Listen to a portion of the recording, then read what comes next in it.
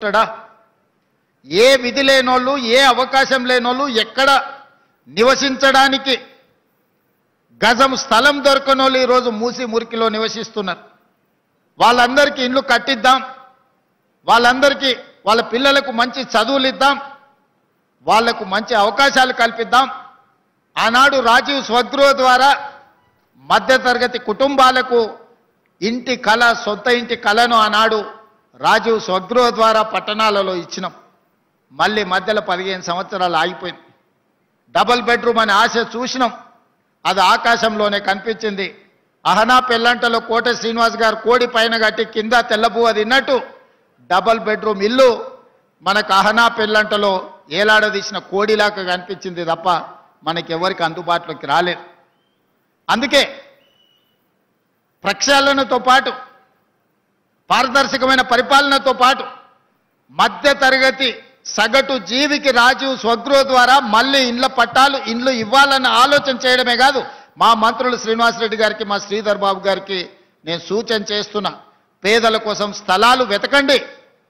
వాళ్లకు సరసమైన ధరలకు ఇంటి స్థలాలు ఇవ్వడమే కాదు, ఇల్లు కట్టుకోవడానికి అవసరమైన సహాయాన్ని అందించాల్సిన బాధ్యత మన అందరి మీద ఉన్నది.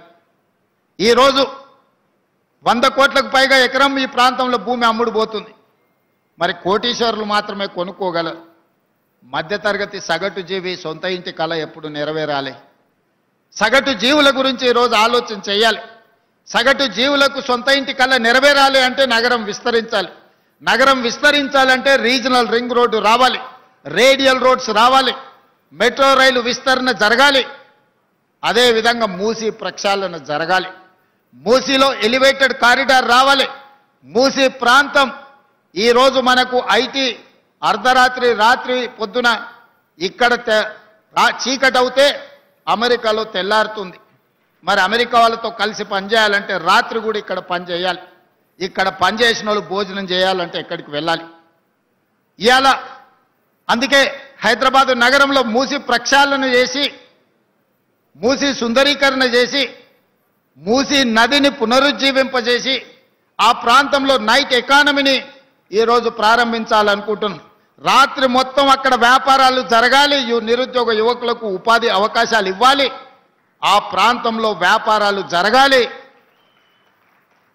ఉదయం 6 నుంచి సాయంత్రం 6 వరకు ఒక షిఫ్ట్లో మనం పనిచేస్తే సాయంత్రం 6 నుంచి తెల్లారి ఉదయం వరకు మూసీ నది పరివాహక ప్రాంతంలో పట్టపగలు మనం ఉద్యోగం చేసుకోవడానికి, పట్టపగలు మనం వ్యాపారం చేసుకోవడానికి ఎన్ని వసతులు ఉంటాయో ఒక నైట్ ఎకానమీని మూసీ పరివాహక ప్రాంతంలో ఈరోజు మనం ప్రారంభించాలనుకుంటున్నాం.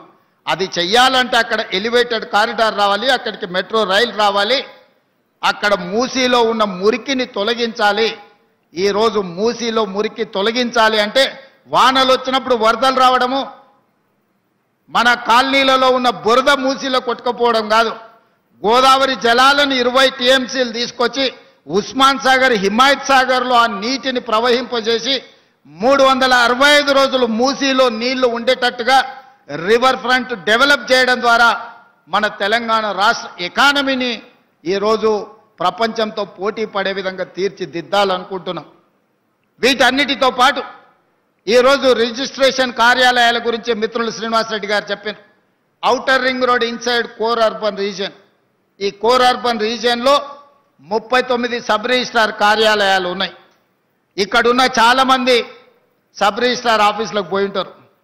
కూర్చోవడానికి కూర్చుండదు, నించోవడానికి జగా ఉండదు, గంటల కొద్ది అక్కడ ఉంటే బాత్రూమ్ పోదామంటే ఎక్కడ కనిపించదు. ఎక్కడ మెట్ల మీద ఎక్కితే పాన్ పరాగులు తిని ఊంపించి మనం ఎక్కడ కాలు పెడితే జారి పడతామో అన్న పరిస్థితులు ఈరోజు ప్రభుత్వ కార్యాలయాలు